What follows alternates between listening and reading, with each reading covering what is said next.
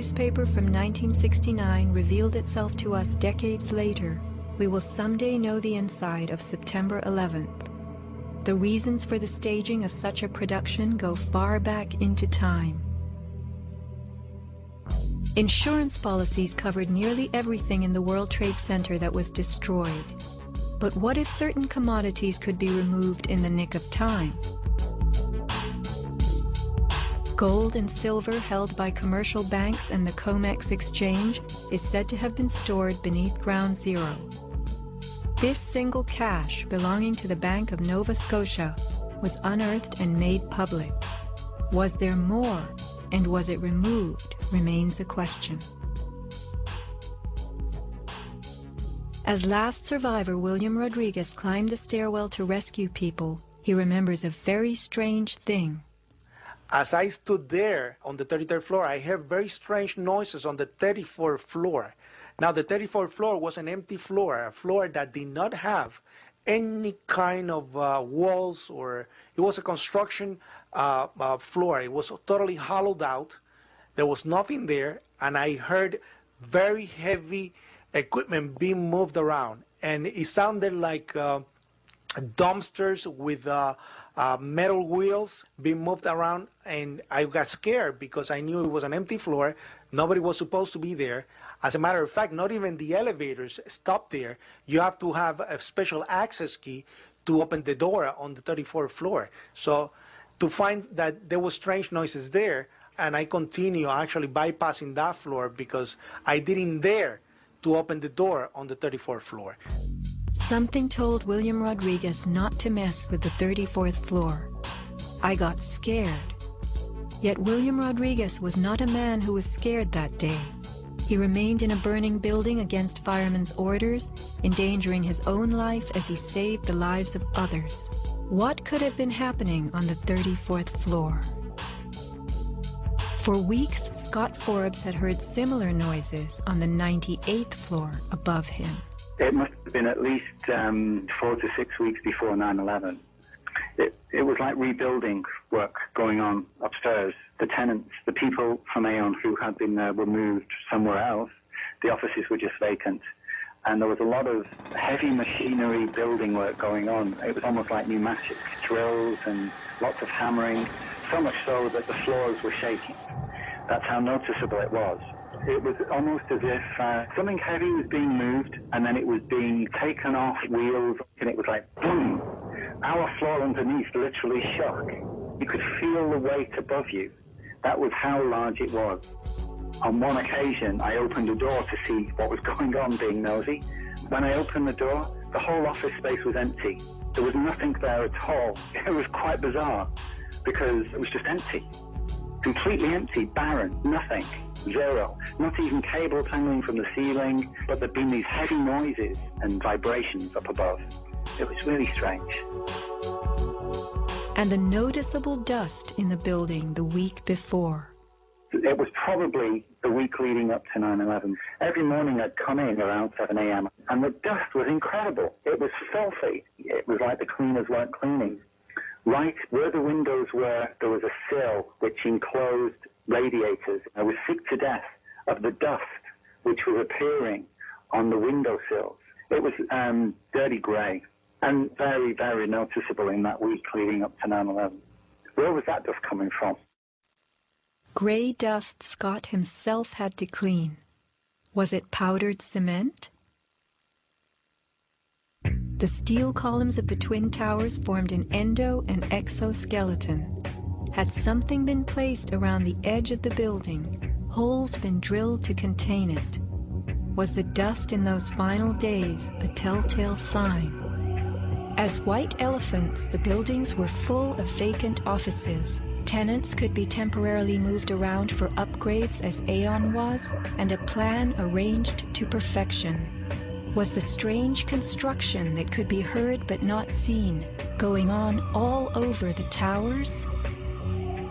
Larry Silverstein took possession 6 weeks before September 11th, when the strange construction began. Were the sounds that scared William Rodriguez the last of the rats as they left a sinking ship?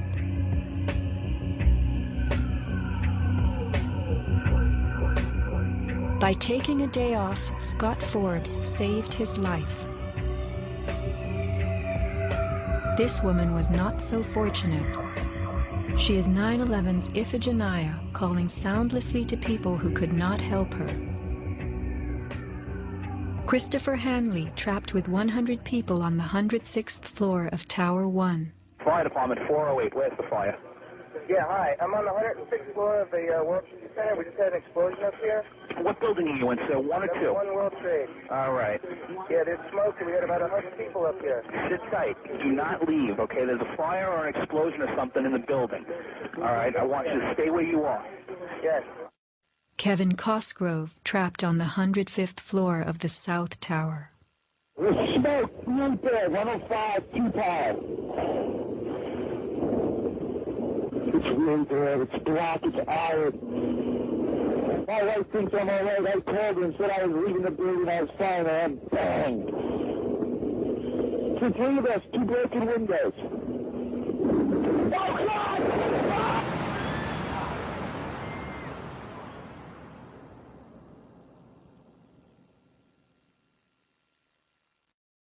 Let's not forget these people whose fate on this day was decided for them. As we know, secrets cannot be kept forever.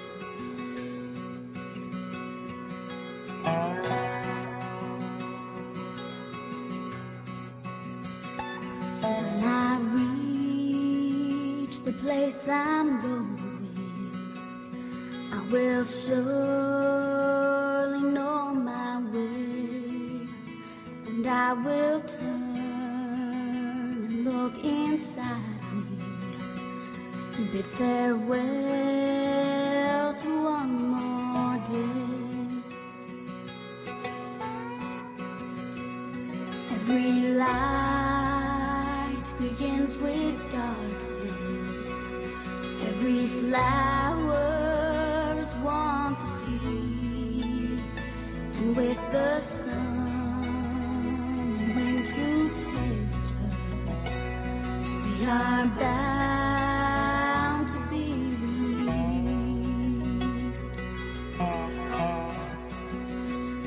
I will fly beyond this valley.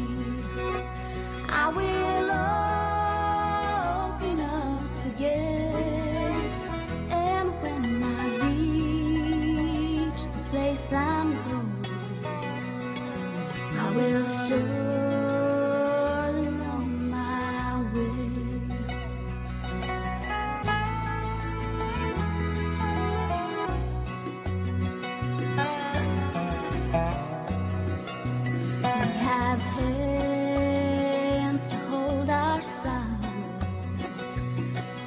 have tears to heal the pain. And though your eyes ask many questions, on your lips I hear my name.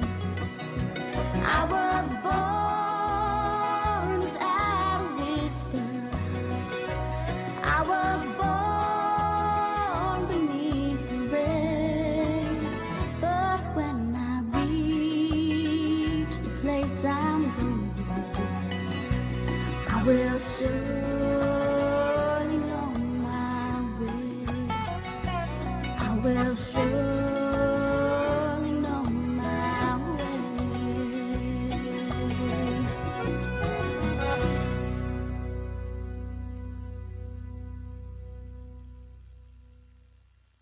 So are you tired of editing?